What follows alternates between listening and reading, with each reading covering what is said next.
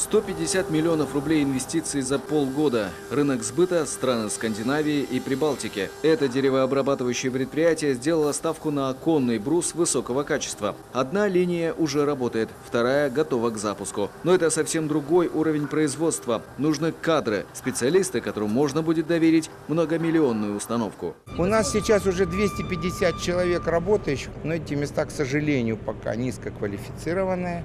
А то, что мы сюда предлагаем, вот вы видите, линия, это автоматизированные линии абсолютно, которая это индустрия 4.0. Когда идет компьютеризация всех технологических процессов, понимаете, мы не выживем в борьбе моторов, которая сейчас идет даже в лесной отрасли. То есть везде компьютеры, везде все.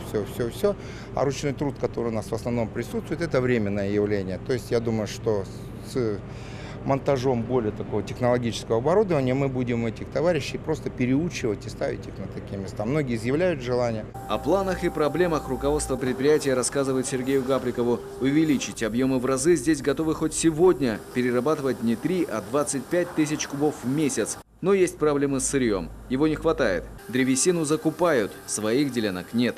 У нас продукция та, что изготавливается из толстой древесины. В основном из сосны и елки.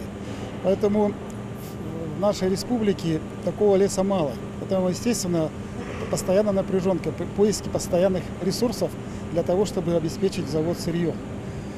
Именно 24 диаметра и выше сантиметров.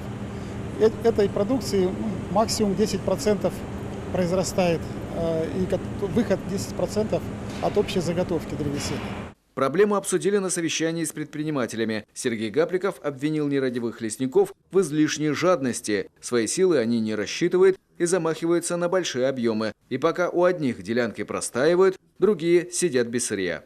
У некоторых 0 заготовок, у других 50%. И в связи с этим объемы у нас в этой части падают. Если такая конъюнктура рынка не требует соответствующей лесосети, так откажитесь, занесете дополнительные издержки, затраты. Мы вам предъявляем претензии. Если есть какая-то другая причина, давайте обсудим, какая другая причина, в чем проблема, почему это не происходит. Есть те, кто нуждается в дополнительных лесосеках, но получается, как знаете, как сидим собаки на сене, мы сами не делаем, и другим не даем. Здесь же обсудили эффективность нынешних форм поддержки предпринимателей. За последние 3 года именно в лесной отрасли десятки малых предприятий в Сыктывдинском районе получили субсидии. В основном возмещали половину от стоимости затрат на новое оборудование. За период 3 лет была оказана финансовая поддержка предпринимателям отрасли лесопереработки 8 миллионов 700 тысяч рублей. Конечно, упор был сделан в 2017 году основной, где 4 миллиона 300 наши предприниматели получили. В основном средства были направлены на приобретение ассортиментовозов и оборудование лесопильного.